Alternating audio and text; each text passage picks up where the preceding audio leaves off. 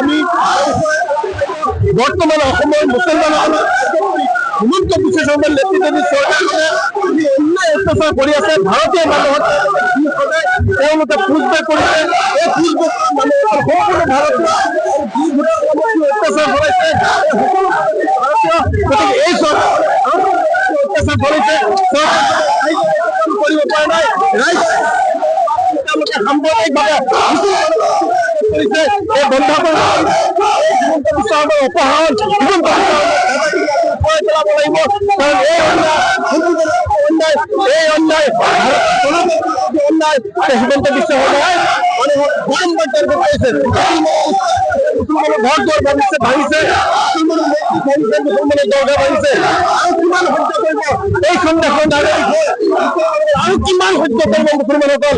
আমি জীয়াই থকালৈকে মুছলমান অপৰাধীক আৰু অন্যায় অত্যাচাৰ হ'বলৈ নিদিম।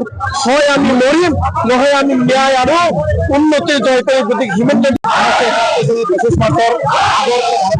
অত্যাচাৰ কৰিব নোৱাৰিব। আৰু একাত্তৰৰ পিছত যিসকল আছে হিন্দু আৰু মুছলমানৰ তেওঁলোকক আইনগতভাৱে আলোচনা কৰি পঠাই দিয়ে।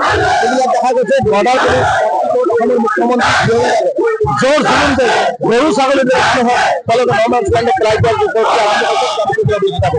যাৰ কাৰণে আজি ধৰ্ণাস্থলীটো আমি স্পষ্টকৈ কৈছোঁ, যিসকল মানুহৰ নাম আহিছে, যিসকলৰ নাম অহা নাই, যিসকলে আবেদন কৰা নাই, এইসকলক মুখ্যমন্ত্ৰীয়ে হাত দিব নোৱাৰে। সুপ্ৰিম কোৰ্টেৰ গাইডলাইন, ভারত সরকারের নির্দেশনা, ভারতের গৃহ বিভাগের নির্দেশনা, ফরেন অ্যাফেয়ার্স মিনিস্টারের স্পষ্ট বার্তা, ফরেন অ্যাফেয়ার্স মিনিস্টার সমস্ত কথা রাষ্ট্রসংঘের ক্লিয়ার করছে।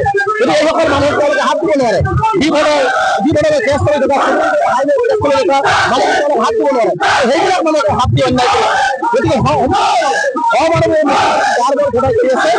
আমি মানি নলওঁ। সেইকাৰণে আমি ৰাষ্ট্ৰীয় নাগৰিকপঞ্জীৰ আমি আইডেন্টি কাৰ্ড বিচাৰিছোঁ, ইনজেকশ্যন এনাৰ্জি কাৰ্ড সম্পূৰ্ণ কৰিব বিচাৰিছোঁ।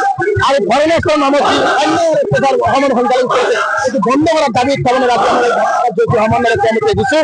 পৰৱৰ্তী পৰ্যায়ত যদি মুখ্যমন্ত্ৰীয়ে এইবোৰ বন্ধ নকৰে, মুখ্যমন্ত্ৰীয়ে যদি এনেকুৱা ধৰণে গৰু ছাগলী কৰে, মানুহক মানুহ বুলি গণ্য নকৰি ভাৰতীয় অন্যায় কৰে, ইয়াৰ পৰিণাম মুখ্যমন্ত্ৰীয়ে স্পষ্টভাৱে এক বৃহৎ গণ আন্দোলনৰ সন্মুখীন হ'বৰ কাৰণে সাজু থাকিবৰ কাৰণে স্পষ্টকৈ মুখ্যমন্ত্ৰীক আমি সকীয়াই দিছোঁ।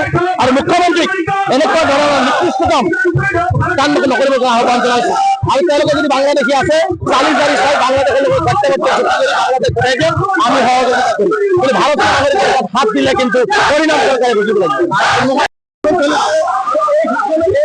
আমি বৰ্তমানে অসমৰ মুছলমান হিমন্ত বিশ্ব শৰ্মাৰ নেতৃত্বাধীন চৰকাৰে অন্যায় অত্যাচাৰ কৰি আছে। ভাৰতীয় মানুহক তেওঁলোকে পুজবেক কৰিছে। এই পুজবেক মানুহৰ সম্পূৰ্ণ ভাৰতীয় অত্যাচাৰ কৰাইছে। গতিকে এই অত্যাচাৰ কৰিছে কৰিব পৰা নাই। তেওঁলোকে সাম্প্ৰদায়িকভাৱে কৰিছে। এই বন্ধ কৰিব হিমন্ত বিশ্ব শৰ্মাৰ অপহৰণ হিমন্ত পেলাব লাগিব। কাৰণ এই অন্যায় হিমন্ত বিশ্ব শৰ্মাই মানুহক বাৰম্বাৰ টাৰ্গেট কৰিছে। মুছলমানৰ ঘৰ দুৱাৰ ভাঙিছে, মুছলমানৰ দৰগাহ ভাঙিছে। আৰু কিমান সহ্য কৰিব এইখন দেশৰ নাগৰিক আৰু কিমান সহ্য কৰিব মুছলমানসকল? আমি জীয়াই থকালৈকে মুছলমান অপৰাধীক আৰু অন্যায় অত্যাচাৰ হ'বলৈ নিদিম। হয় আমি মৰিম, নহয় আমি ন্যায় আৰু উন্নতিৰ জয় কৰিম। গতিকে হিমন্ত অত্যাচাৰ কৰিব নোৱাৰিব। আৰু একাত্তৰৰ পিছত যিসকল আছে হিন্দু আৰু মুছলমানৰ তেওঁলোকক আইনগতভাৱে আলোচনা কৰি পঠাই দিয়ে। এইবিলাক দেখা গৈছে বৰ্ডাৰ অসমৰ মুখ্যমন্ত্ৰী জোৰ জুলুমতে গৰু ছাগলী পেলাই দিয়াৰ যাৰ কাৰণে আজি ধৰ্ণাস্থলীটো আমি স্পষ্টকৈ কৈছোঁ, যিসকল মানুহৰ নাম আহিছে, যিসকলৰ নাম অহা নাই, যিসকলে আবেদন কৰা নাই, এইসকলক মুখ্যমন্ত্ৰীয়ে হাত দিব নোৱাৰে। সুপ্ৰিম কোৰ্টেৰ গাইডলাইন, ভারত সরকারের নির্দেশনা, ভারতের গৃহ বিভাগের নির্দেশনা, ফরেন অ্যাফেয়ার্স মিনিস্টারের স্পষ্ট বার্তা, ফরেন অ্যাফেয়ার্স মিনিস্টার সমস্ত কথা রাষ্ট্রসংঘের ক্লিয়ার করছে। যদি এই সকল মানুষকে হাত দিব নোৱাৰে, বিভাগে কেছ কৰি থকা হাত দিব নোৱাৰে, সেইবিলাক মানুহকে হাত দি অন্যায় কৰে। গতিকে অমানৱীয় কাৰ্যৰ ঘটাই কৰি আছে।